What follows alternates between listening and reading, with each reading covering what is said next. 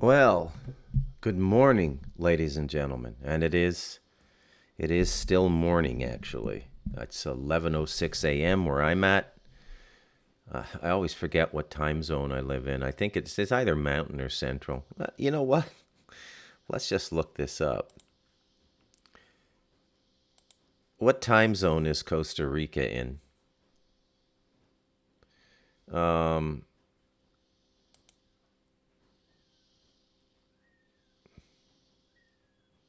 oh, this is why I get it wrong. Okay, so Costa Rica is 6 hours Greenwich Mean Time. The country does not celebrate daylight savings time, so from mid March to October, the time is the same as Mountain Standard Time in the United States, and from November to mid March, the time is the equivalent of Central Standard Time in the United States. Okay, so there it is. It's like two time zones here. That's probably why I've had so much difficulty always remembering what time zone I live in. How are you folks doing today? I'm really enjoying getting back into the groove of daily podcasting. Um, I love spending this time with you folks. I love exchanging the energy in the comments I get back. Hang on a sec here. Substack. I want to whoa, three more comments. Yeah. So I want to say a special thank you to Christine Mose. I think I'm pronouncing that right, Mose. You can see her comments on Substack. Sometimes she comments on YouTube, but mostly she comments on Substack. And they're remarkably well thought out, and they reveal a depth of research on her part which is corroborative to the message of the Talamanca Review. Although I don't want to conscript her to a cult, allow her to remain an independent, free-thinking being. But I feel relatively secure in stating we have a largely shared worldview, both geopolitically and multidimensionally, about what's happening on this planet. And there's others too. I won't mention any other names today, but there are other people too. And your comments and your contributions mean a tremendous amount to me. By the way, we're climbing way up the ranks in philosophy. I get emails from Substack. I'm now ranked 42 in philosophy. So as soon as you make the top 100, they start letting you know. To those of you who have, taken out paid subscriptions, I don't know what to say. Thank you for not exploiting me, because the truth is I'm going to do this podcast either way. I have the time. I have a base of research. I have a good disposition, and I feel it's a form of service. But I got to be careful about getting too much into the politics, because at the end of the day, everything is spiritual, and to remain in the center of yourself, you have to remain in that realization. And I have to admit, sometimes when I get out into one of these podcasts and I get sort of dragged into the chaos of the world, and I lose my centeredness a bit, because that's what the world does. But going in and out of it at this point is kind of like a spiritual exercise for me. And I feel there's some things I can explain which not a lot of people can explain, which means that not a lot of people can receive the explanation. The Talamanca Review is not for everybody. It will never be a podcast that has thousands of subscribers and listeners. Okay? Although many of the podcasts hit over a thousand views now just on Substack. And I don't know how, I can see the views on YouTube. YouTube average video will usually get 150, 200 views. Most people are watching it on Substack now. Then I have Apple Podcasts, I think Google Podcasts, Spotify. So I don't know what the total reach of this podcast is now. I'm happy to do it. I try my best to stay loving, centered, and balanced. I don't want to condemn anybody. I don't want to be culturally insensitive, religiously insensitive. But sometimes it just comes out, right? Because we live in a free world space. And if one particular group is, let's say, encroaching upon the free will of others, then that's a violation. And I feel something that I would want to talk about. So basically, today I want to talk about the simple miracle of life. The simple miracle of life. Now, if you haven't had this realization, let me tell you, it's pretty spectacular. It happens in moments of grace. It happens when you least expect it. It happens when you're just going about your daily affairs and you suddenly have this acute awareness that you exist. And this is the beginning of what I would call an awareness of self, beyond the constructed self. There's no Bruce McDonald. The Ottawa General Hospital issued a birth certificate. I'm actually getting a copy of it now for my residency, but there really is no Bruce McDonald. It's an invention of the latter 20th and early 21st century. The being known as Bruce McDonald might persist for a little bit of time after I'm dead if people keep reading my books, but who knows? I don't really exist. Like all of us, I'm just an invention. A construct, an entity given certain nomenclature and numeric identifiers so I fit into a system, a political and social and economic and national system, soon to be transnational, soon to be globalist. And that's it. And what I'm talking about, when you realize the miracle of life, it's like you get an inkling. You feel the presence of that which existed before you were born, and that which will exist after you're born. And it's very powerful, and it's always attended by joy. I don't know how else. There's just joy in it. It's like, oh my God, I exist. Life is a miracle. I exist. It is literally a miracle to be alive. Now, not everybody sees it this way. But the reason that people don't see it this way is their own constructions and their own inventions get in the way.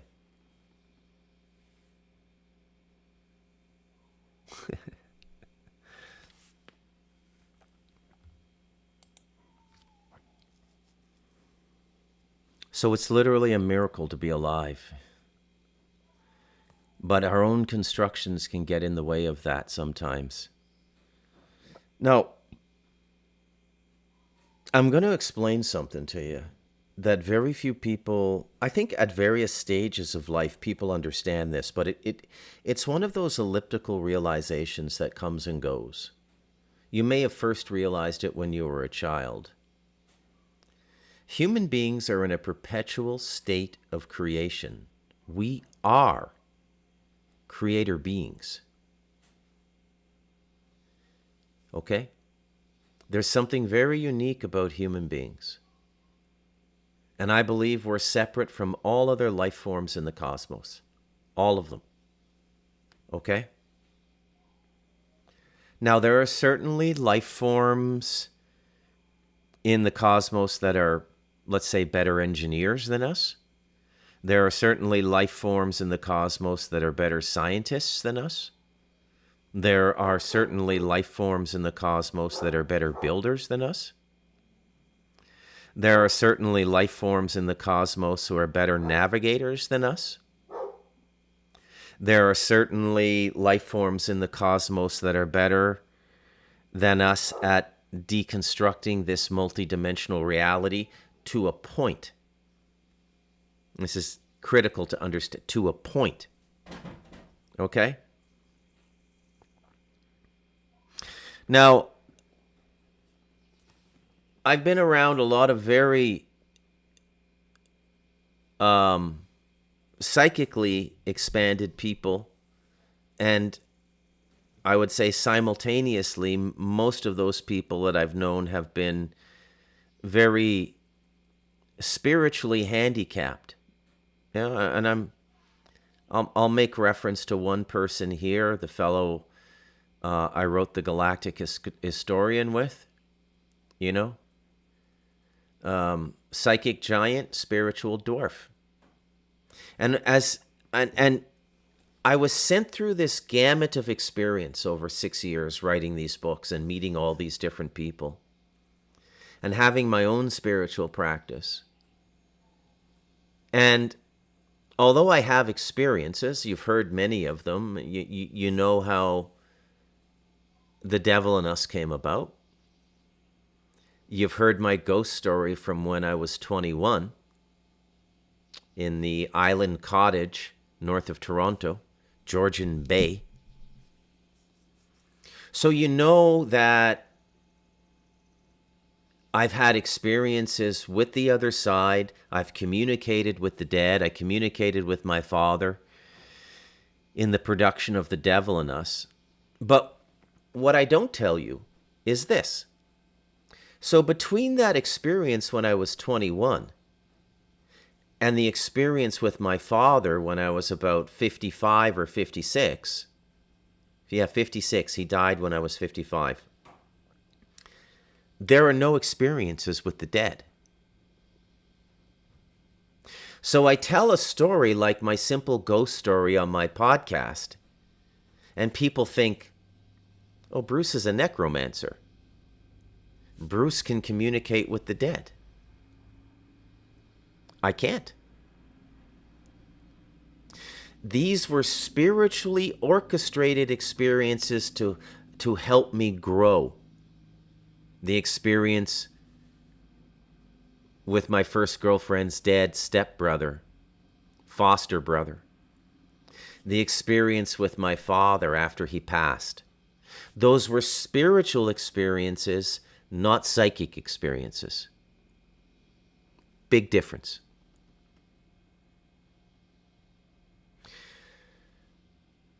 What the psychic giant does, and we'll continue with the example of the Galactic Historian, is they maximize and exploit these psychic abilities for commercial revenue.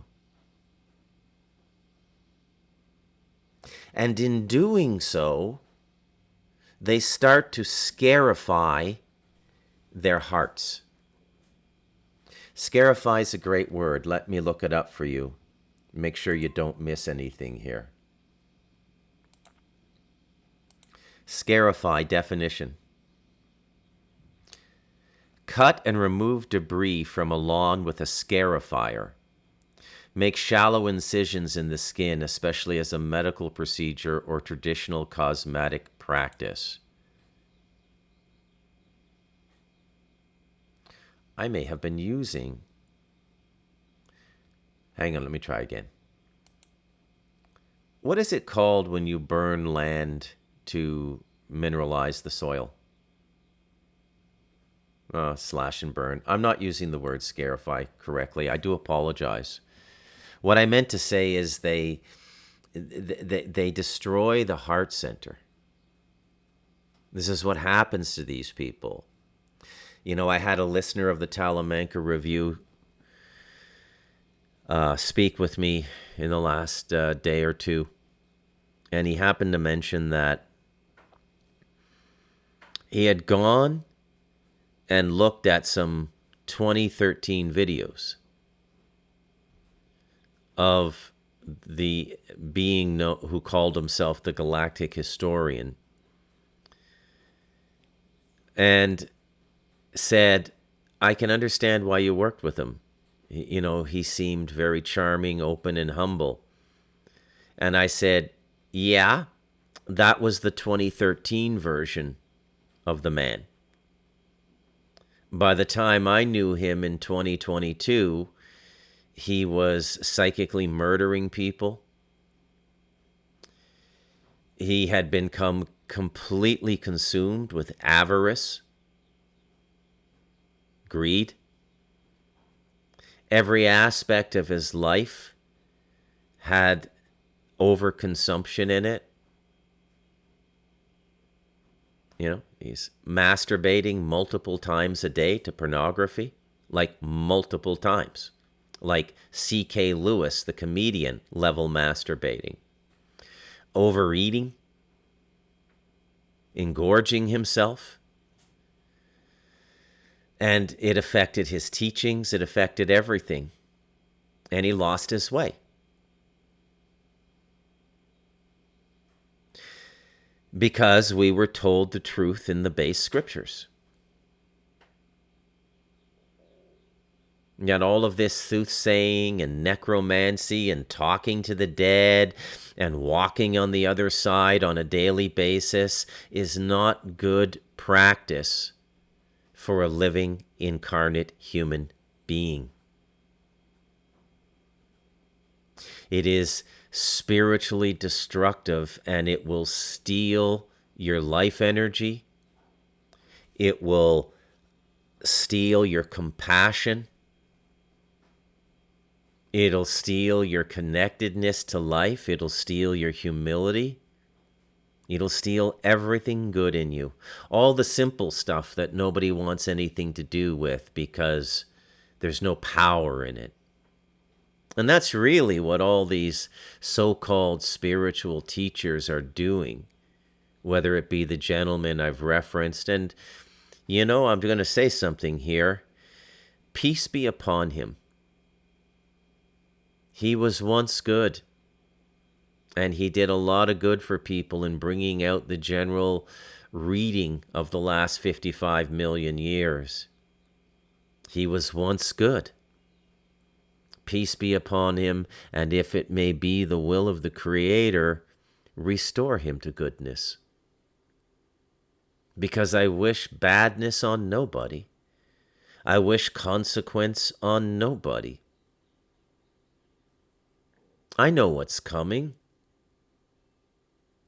In that little country in the Middle East everybody talks about, where the carpenter was born, where the prophets emerged, I know what its fate is, and I take no joy in it. I wish they would turn away. I wish they would change. But they will not.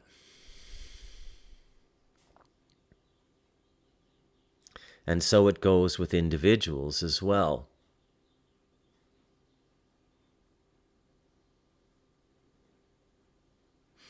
In my experience over 40 years, the spiritual life is continual practice, continual focus on the divine to the best of your ability. You get distracted at times. You get wrapped up in family drama, like I spoke about yesterday. That's life.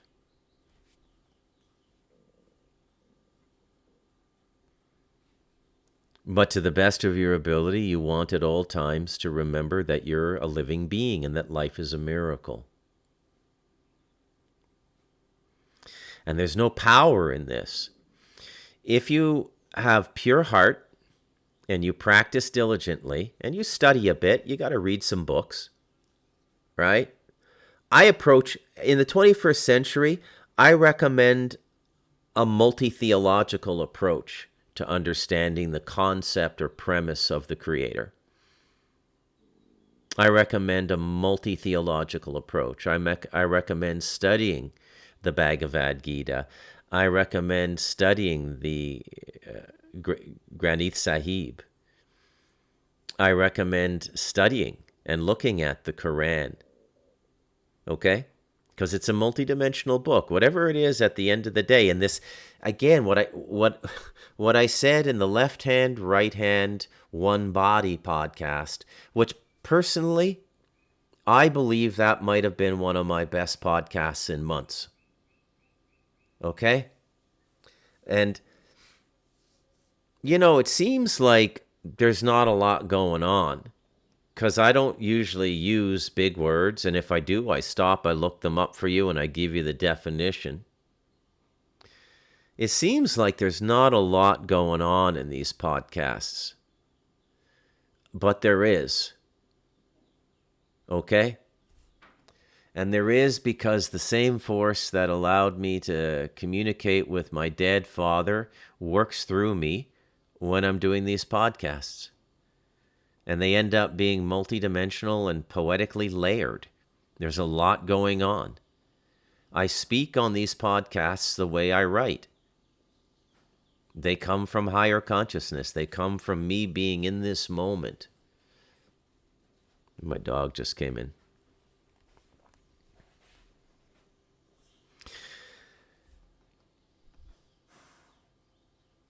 So you don't want to develop your psychic abilities. You're going to destroy yourself. And what happens is, like a gladiator stepping into the Colosseum, when you start ramping up your psychic powers, you're stepping into that multiverse like a gladiator. And a lot of things will come to test you. And you'll get attacked a lot. They all do. John Edmonds was perpetually attacked. He was psychically opened by the MK Ultra program.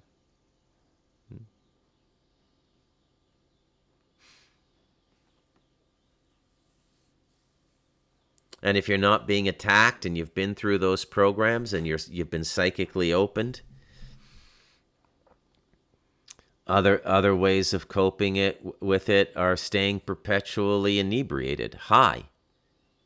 I've met people who've been through those programs, and that's their remedy, to be perpetually high.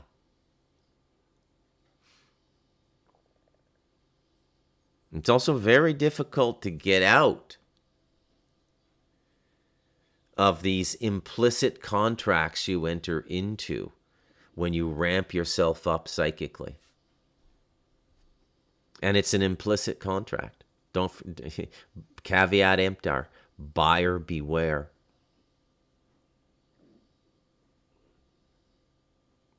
So we have all these life forms in the universe that are better engineers, scientists, builders, navigators than us.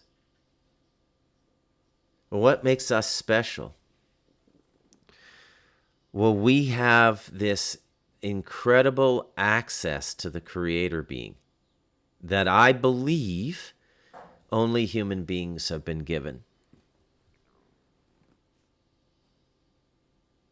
I know that's a bold statement, right? Now, other races, they can be 2 or 3 dimensions above us. They can be, some of them are living in that dimension where the galactic historian operated, and they can see all of time. And if you were in a ritual or in a meditation to interact with one of these beings, like the channelers do, like Bashar, they would seem like God to you, but they're not.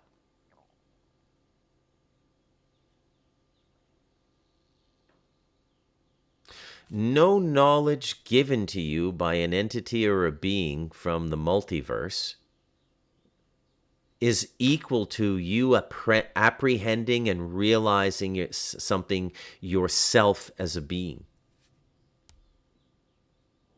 the dispatched information we get from these entities and beings, their dispatches, are just another form of codification that needs to be studied and understood. They're not realizations. Bashar is not a realized being, or whatever the human being's name is, Darryl Anka. He is not a realized being. It's a pretense. If you were to hang around with the guy for a month, you'd probably witness one of the biggest goofs you've ever seen in your life. And you'd probably see a lot of the really bad habits I mentioned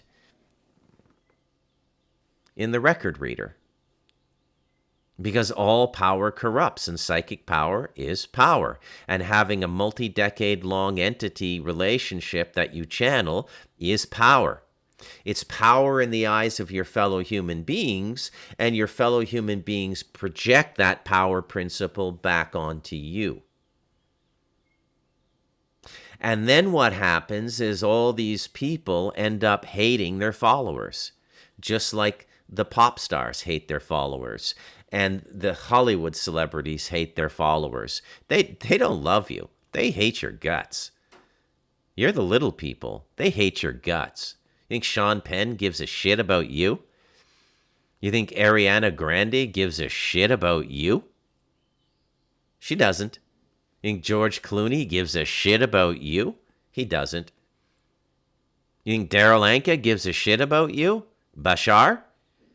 Well, he does if you've paid to go to a reading. He'll answer your question if you step up to the microphone. He doesn't give a shit about you. He's not a spiritual being. And we need to stop all this nonsense. And it's so epidemic now, I would even go so far as to say, if the rabbis promised me they could end this nonsense, I might even support Noahide law. But I don't think the rabbis are the solution I'm looking for. I think that's a pot and kettle kind of situation. You know, the pot calling the kettle black. Now, one of the things going on with we human beings is that we are constantly taught that we're bad. Bad, and this has been, wow.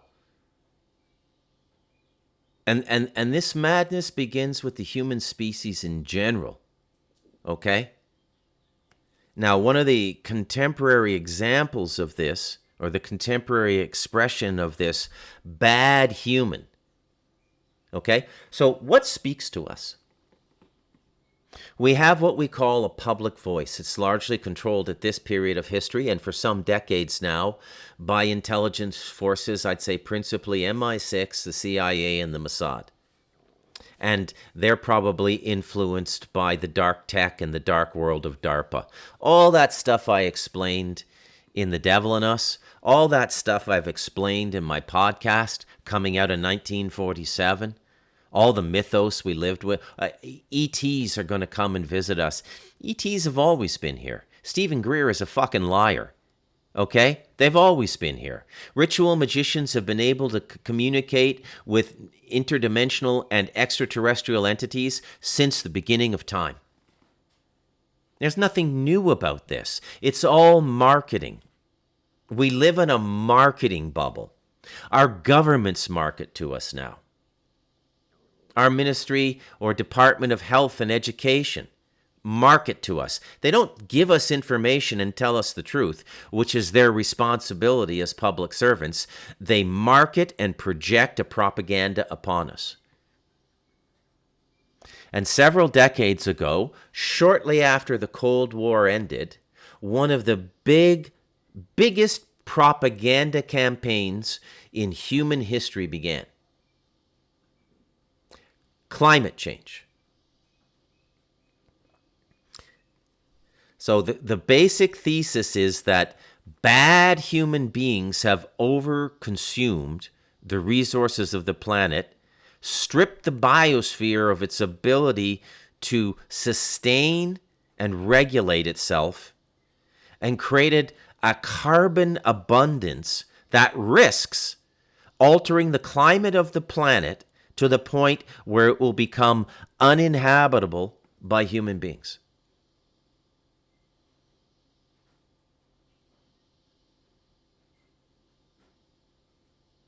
Now, the timeline for this uninhabitable Earth, they keep punting it down the road a decade or two, right?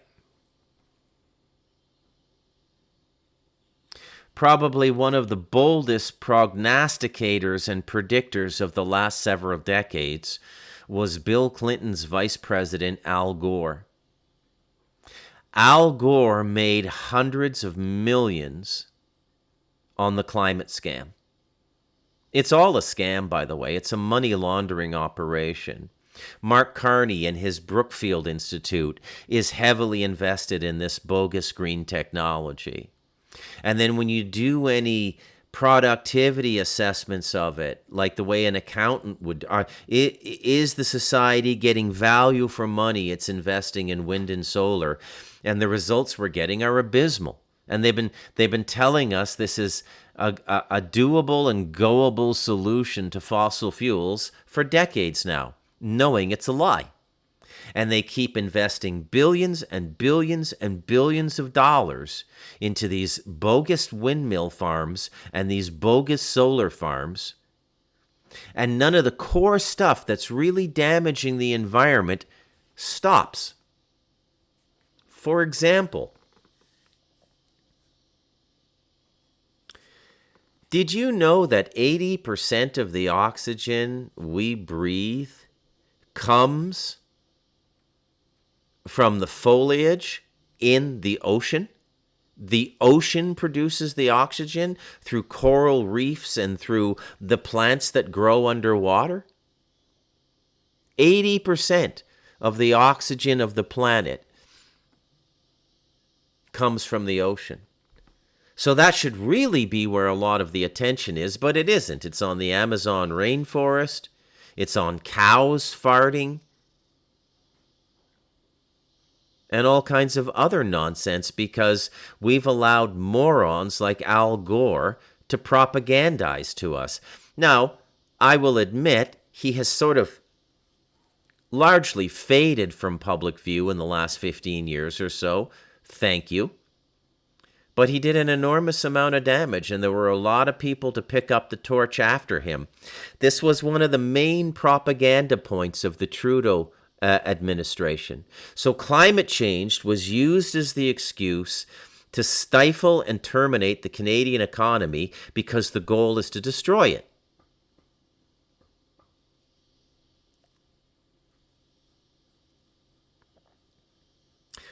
Mark Carney has picked up on it and doubled down on it. Trudeau was crazy light, and Carney is crazy regular, like Bud Light and Bud Regular in the beers.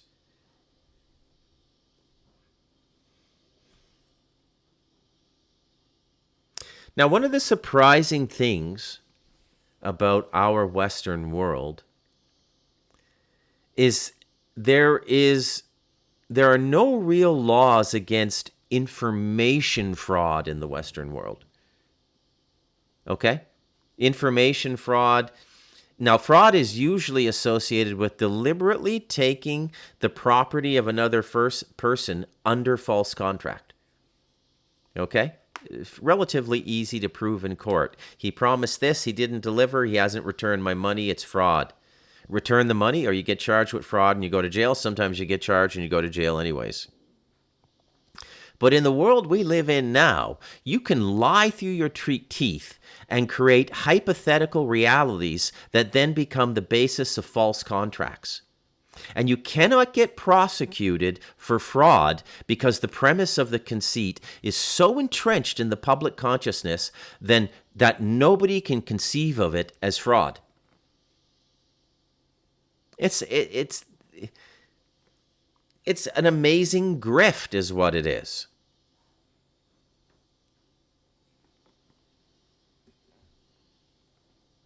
So it's very interesting to me that the Western world has always been able to defend itself physically, but psychologically, it has now become one of the weakest societies and cultures on the planet. We are psychological cripples. People with no education can see through the bullshit our news is telling us now. The people I live with here can see through the bullshit. Why is that?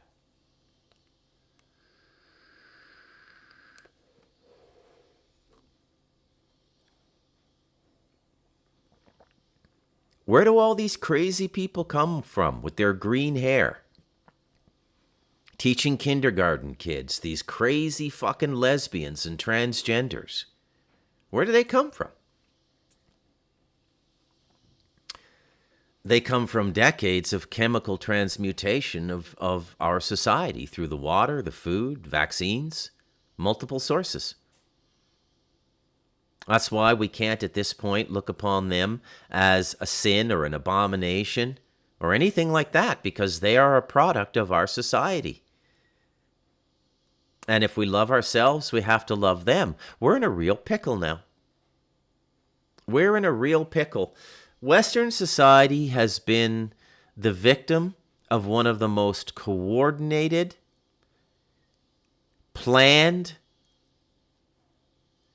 and deceitfully executed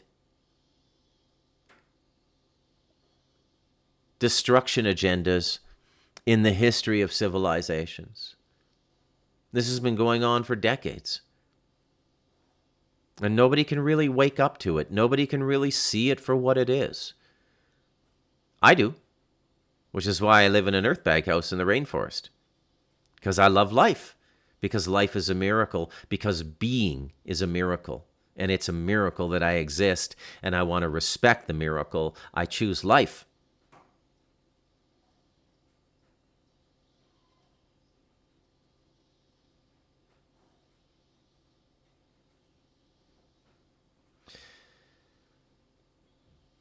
Now, the West, in a sense, represents the consciousness of freedom. No other culture in the history of cultures has had this notion of freedom as completely as the West. Now, it wasn't always this way. I mean, generally, most people who define themselves as Westerners now are former conquered or enslaved members of the Roman society. They tried to enslave us all. I don't understand why the rabbis think we're Rome. Because Rome transmuted into the Vatican? Possibly. Possibly. But we're not Rome. We are the victims of Rome. The French, the Gauls, the Spaniards, the Portuguese, the Germans, the Scandinavians. The Romans went as far as Scotland. Built a big wall, Hadrian's Wall. Civilization ends here. They couldn't defeat the Scots. It was kind of, I'm not putting the Scots up on a pedestal or anything. It was kind of like an Afghanistan situation. It had a lot to do with the terrain. That's what the Romans did to Europe. Europe was not in its original expression a Roman civilization or a Christian civilization. They were pagan gods. And those pagan gods had more reality and vitality in the lives of the people than this thing they created in the Vatican. It's all ending now. In some ways, it's a remarkable, absolutely a remarkable time to be alive. This is like the show of shows on this planet. The only thing I could think of that might even compare to this, but the other event would have to be observed from space, because if you were on the planet, you would probably die, would be the destruction of Atlantis and Lemuria 12,500, 12,600 years ago. But I think what we're going through now is even bigger than that. I think this is a cycle of cycles, a wave of waves.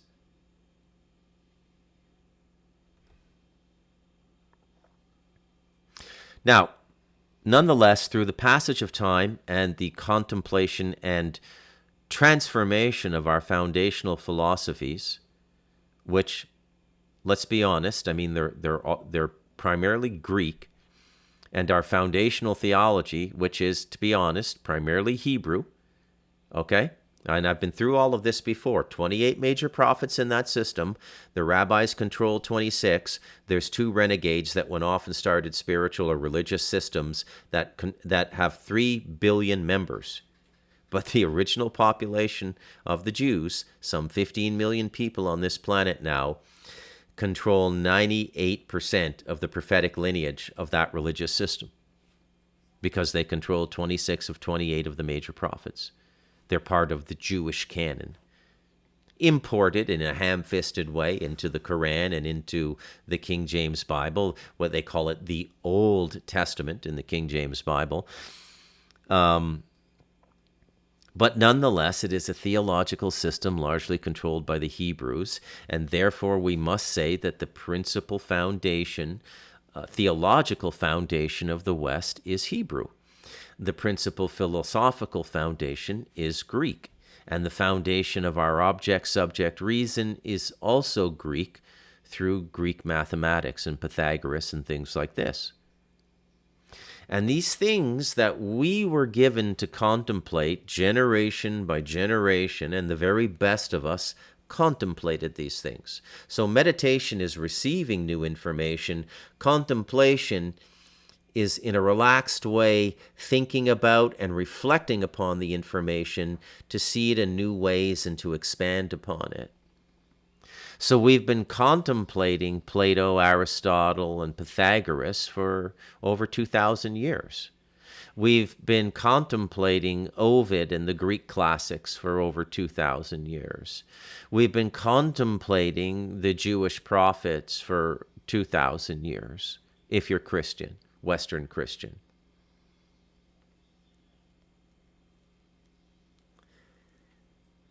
But now it's been nothing more than wordplay for 100 years.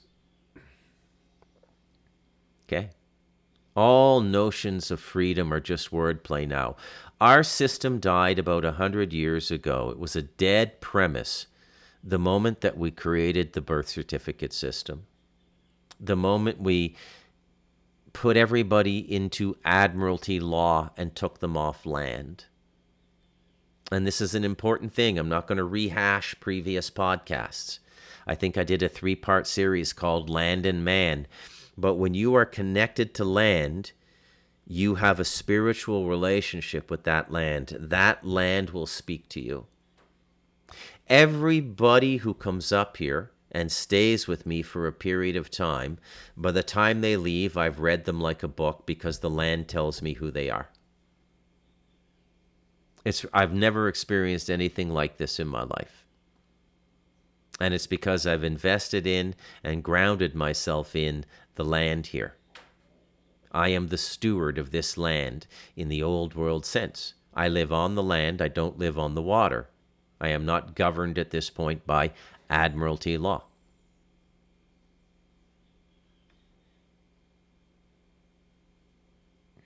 So this freedom that we created, nurtured, and defended for 1,900 years is gone. It's pretty much gone now. And it was taken away from us by the banking cartel. Money is the greatest weapon ever invented. It defeated the greatest armies on the planet. Money. You know, I've told you, I'm watching Game of Thrones. And it's interesting the way the writer, brings in the Iron Bank and how the bank has a say in who's going to rule the 7 kingdoms and how everybody kisses the bank's ass. That's banking. Because you can't do anything without the money to pay soldiers and feed soldiers. Where does the money come from? It comes from the banking system.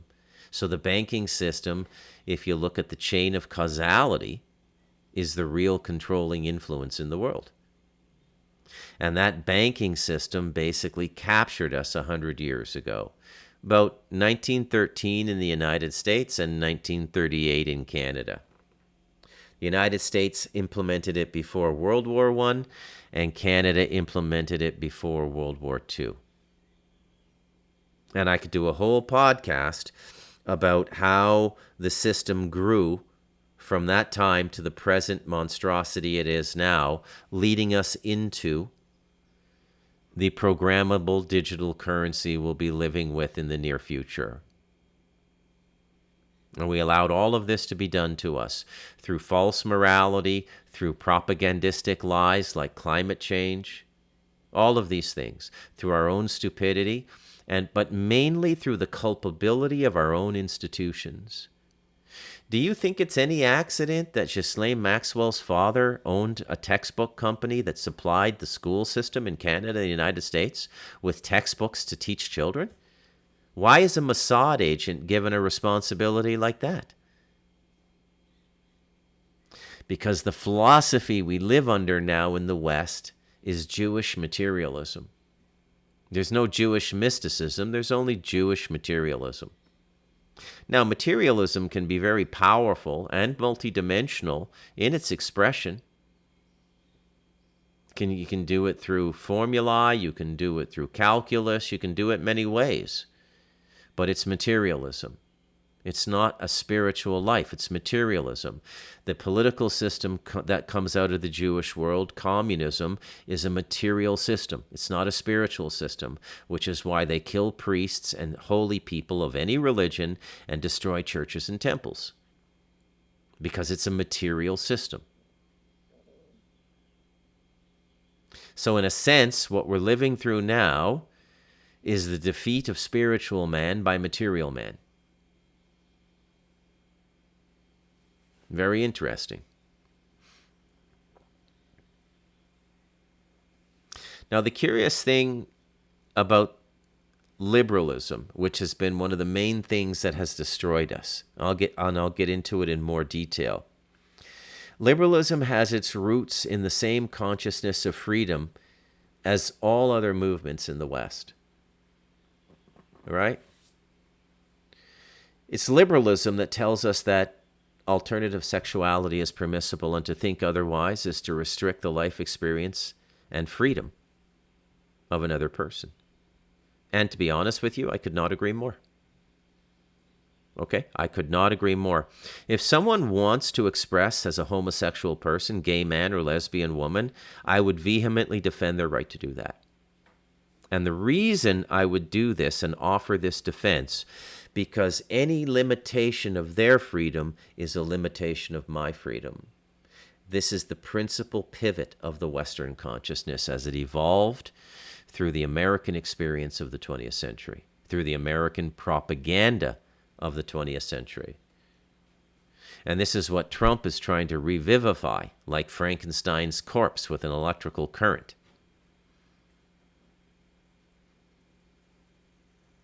So we have to accept this compromise, that if you restrict the freedom of someone else, you're restricting your own freedom, even if the way they live you don't agree with. It's none of your business. They have their own life experience. They have their own karmic accounting system, their own account with the Lords of Karma, agents of the Creator. They're allowed to do what they want and learn what they want. If you knew what I've done in my soul record, you would not think I'm a very good person. Okay? I've been a nasty person in the past. I haven't seen all of my past lives, but I know enough of myself that I wasn't Bruce back then, but this thing was a massive piece of shit in the last 500-600 years. This is a redemption incarnation for me. This is why it's been so hard for those of you who've read The Devil in Us. It's a redemption incarnation, and it's possibly a redemption incarnation for various members of their family, my family, but they won't receive or understand the redemption until they pass. It'll be waiting for them there like a dowry. Did you know that? That the spiritual work of one person can transfer to other people that you're in karmic bondage with? It's a little insight that I find hopeful when the world seems hopelessly entangled and lost. The power of one person waking up and elevating themselves affects the other people in karmic attachment to them. I find that very beautiful.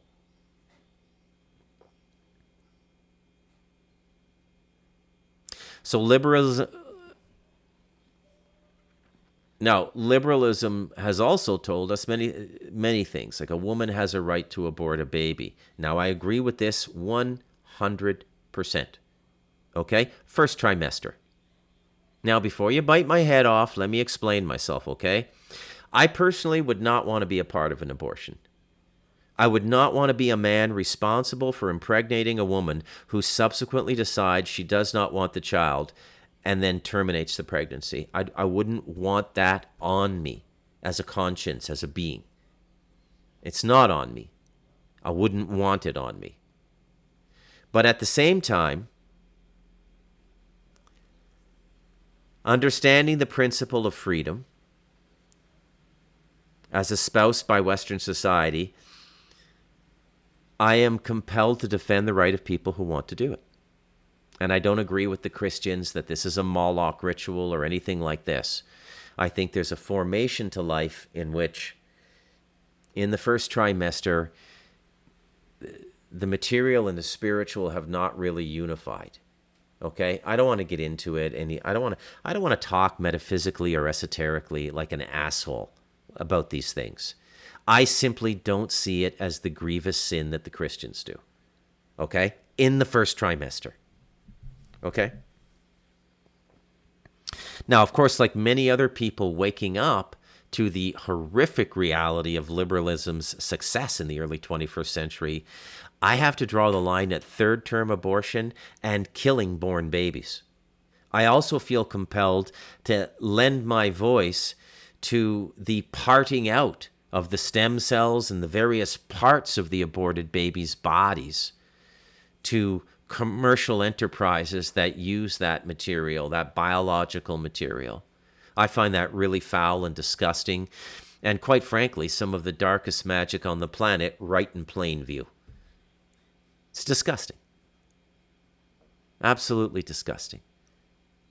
There's so many disgusting things going on in the West now, and we don't see them because of the way our consciousness has been propagandized over centuries through the Greek Hebrew notion of freedom. But in the last 100 years, the idea has been taken to absurd lengths, where even the most ardent defender of what we call freedom now finds it difficult to defend certain things. Okay? Now, with every step of this mandate and philosophy given to us by the Greeks and the Hebrews, this notion of freedom, we find ourselves walking further and further into a hall of mirrors where the grotesque iconography of the ironic mirror I've described on the Talamanca Review keeps giving us these completely transfigured and grotesque visions or vistas of ourselves. So we've hit the end of our journey, okay? The end of our journey as a Western culture. There's nowhere left to go.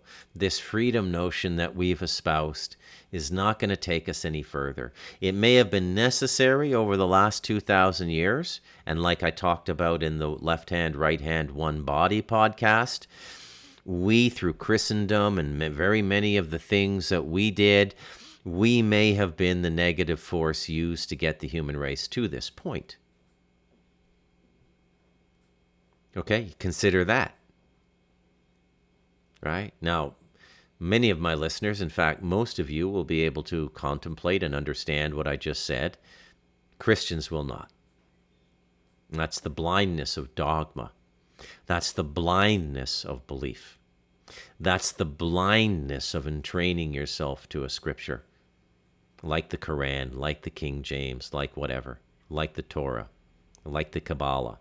All of the people who spend too much time in the books get corrupted. It's almost analogous to what I spoke about in the beginning of the podcast with the psychics. You could say the books are another version of what happens to the psychics. In the end, your spiritual journey is just yourself, your perception, your experience, your dreams, and your journeys in spirit when the Creator allows it in your prayer and meditation. And you can never force it. You can't turn it into the ego manufacturing it like remote viewing. The moment you take your attention off the Creator, you cannot trust what's coming to you. Do you understand? And the creator is us. We are the creator. We are the creator when we're in realization of self. And we are these magnificent creator beings, infused with the energy, perception, and divinity of the creator. And this is an achievement these high and mighty extraterrestrials can't even achieve. They don't have the genetics for it because in their growth cycle, they augmented themselves for different things. But this is a dangerous game down here, tinkering with genetics and all of these sorts of things. Very dangerous game. Okay? I think what we've witnessed with the mRNA vaccine and the mutations in the human race going on now is the beginning of the offshoot race that's going to become the Greys that are here now from the future, looking for genetics to repair what was done at this time. You see, time is looping back in on itself now. This is why you've got the Mandela effect and all of these things. Right? And this is why it's a fascinating time to be alive. Absolutely fascinating time to be alive. And yet we persist. And we persist because the notion of freedom is so sacrosanct in Western culture that any limitation upon the expression of human freedom, in which that freedom doesn't violate the free will or rights of another living being of the same category of being, meaning a human being, because we certainly can't stop people from hunting. We can't stop people from eating meat and murdering animals because it's generally accepted that these beings are lower order than humans. But we're allowed to be free to the degree that our expression does not violate the expression of other living beings of equal status to us. This is the spiritual rule. So how are we going to break through this rule in the Western tradition? Well, I would suggest to you, you're witnessing it in Gaza right now, that a super arrogant group of human beings, and they will not all be of one ethnicity, one language, and one religion. This idea and philosophy about intellectual and cultural supremacy is going to spread. And there will be a further culling of what are perceived as lesser human beings. Okay? Listen to the language you hear coming out of officialdom in Tel Aviv now. They're animals. They're not human beings. All right? So they have to believe that, and they have to get us to believe that, because that validates the violation of the free will of those Palestinian people. But they're not animals, they're human beings. And it's a grave, grave, grave transgression what's going on there now.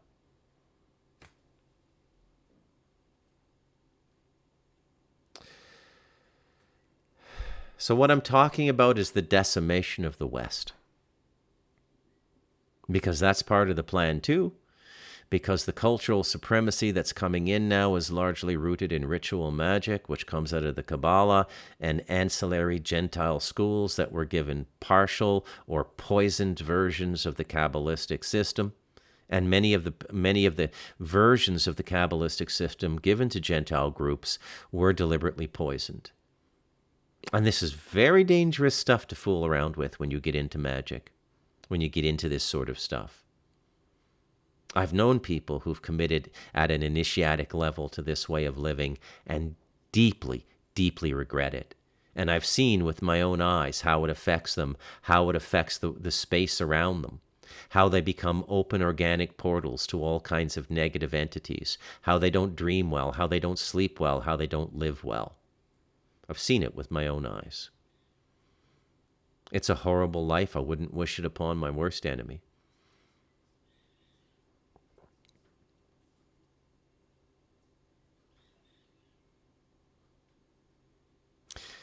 So the decimation of the West. Now, it's been decided in windowless boardrooms and perhaps even in meetings on the astral plane between human beings and interdimensional beings that the Western world, its culture, its values and traditions, its races, must be eradicated. Scandinavian races, the Slavic races, the Teutonic races, the Celtic races, the Angles, the Francos. It's all got to go. It's all infected with this Jesus guy who allegedly brought a new covenant.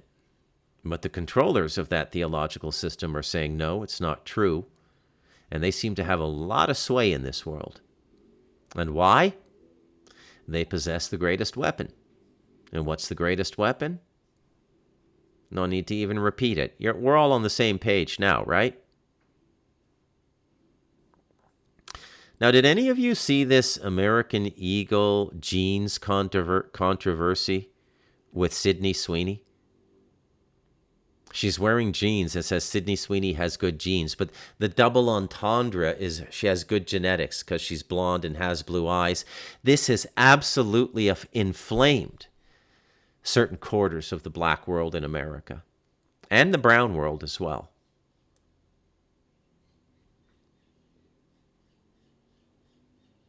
Now, any company that's gone woke has seen its revenue and its shares collapse. So we know woke doesn't work, right? We know woke doesn't work. And we know, if you're studying the situation closely, what you're witnessing right now is one of the 7 deadly sins. And it's one that people don't often think about. When people think of Thomas Aquinas, by the way, a great Catholic theologian, and the 7 deadly sins, which if you don't read scripture or theology, you might know through Brad Pitt and Morgan Freeman in the David Fincher movie Seven. But there are 7 mortal sins. There are 7 sins when practiced consistently can destroy the soul and hand you over to the demonic realms. And one of those 7 sins is envy. Now, I never understood envy when I was living in North America. Never understood it. I could see it. I could see it in women and boyfriends. And I could see it with men and money and status. But it seemed small. It seemed like a little irritant. Didn't seem as grievous as wrath or gluttony or pride or the other deadly sins, okay? But then I came over here to Latin America. And Latin America, envy is I would say it's the most deadly of the 7 deadly sins. Now, I'm going to explain envy to you very simply from a Joe Rogan anecdote. Joe Rogan tells a story. You can see it every once in a while. It's floating around on one of his shorts on YouTube. It was one of his most popular clips. Joe likes these grotesque stories once in a while. Like he told one story about a guy being eaten by a polar bear and his buddies sitting on another flat piece of ice having to watch the guy devoured across a little stretch of water on another flat piece of ice, and there's nothing they can do about it. Joe loves these dangerous nature stories, and this is one of them. So there was a guy allegedly who ended up with a baby chimp. And he nursed the chimp and he raised the chimp to a certain age, bonded with the chimp. And then at a certain age, it became unfeasible to keep the chimp. So he gave the chimp to a chimpanzee sanctuary. I forget where it was. It might be in the US or something. But it was close to where he lived, like he could visit a few times a year. So on the chimp's birthday, he went to see the chimp. And he had a birthday cake, okay?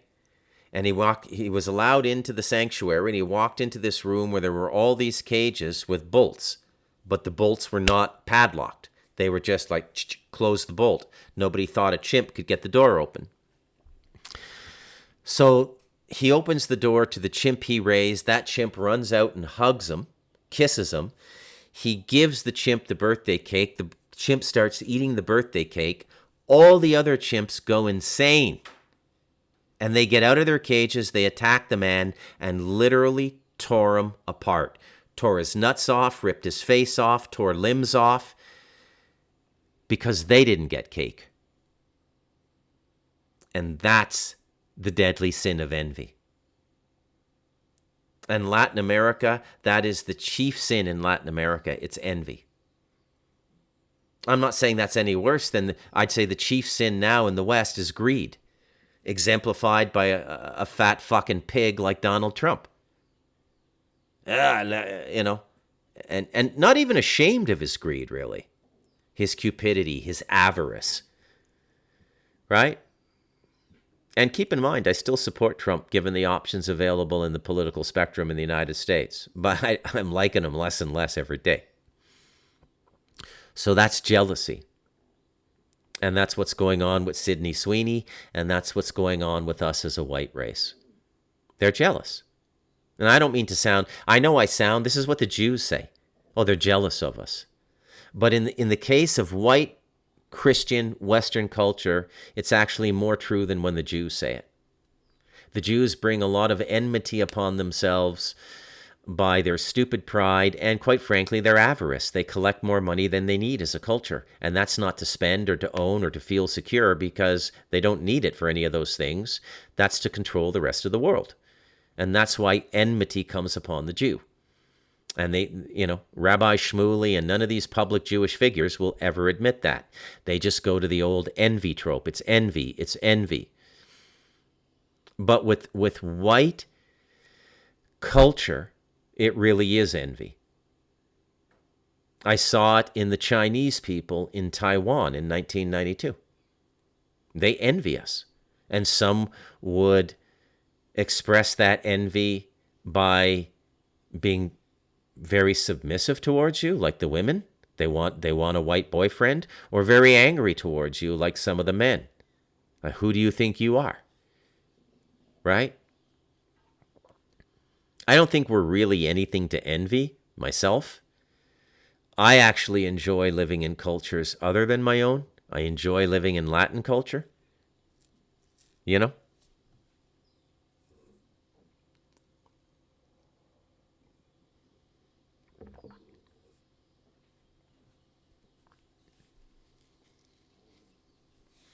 Yeah, it's been really something.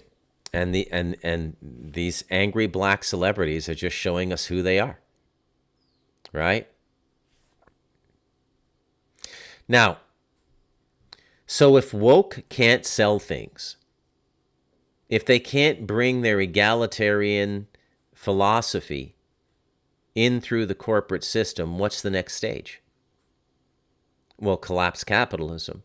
Because the only thing that can bring true equality is what? Bueller? Yeah, you got it. Communism. And this has been around for a couple decades now. It started with Obama.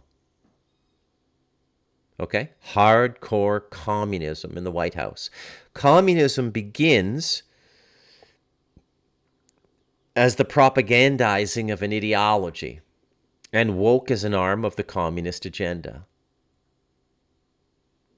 Now, I should take a moment to say here that a truly well-run communist system might not be bad. Don't bite my head off for saying that. Okay? I have to remain open-minded on the Talamanca Review. For me, for you, for all of us. We cannot be prejudiced. It might be good. I don't know. Maybe I don't think China did a real version of communism. That's a farce. It's a hybrid of capitalism and communism and old world empirical entitlement notions going back through 5,000 years of empirical rule in China through emperors. It's not real communism. I don't think the Russians got it right either. Now, don't get me wrong. I'm not saying I want to live in a communist world. I don't. I like a world where people get by on merit. And I think anybody can get by on merit.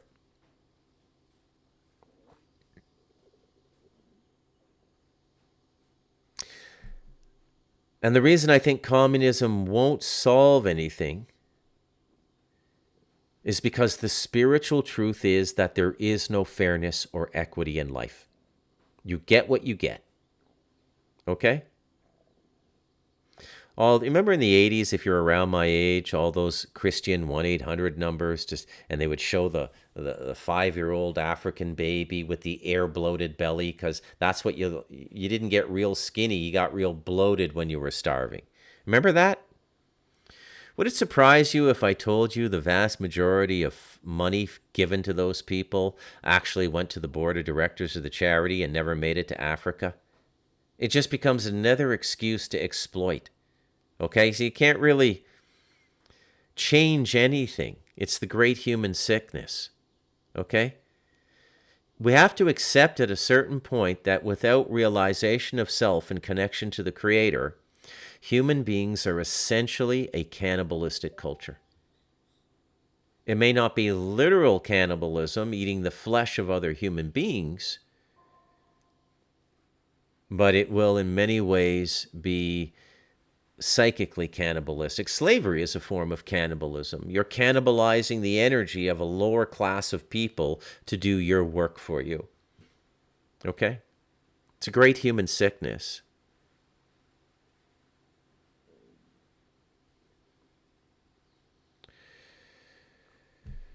Well,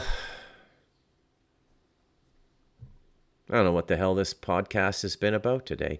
Remember that you're a creative being, and that you're in your strength when you're standing as the creator you are.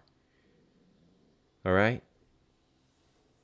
I'm Bruce McDonald, and this has been the Talamanca Review.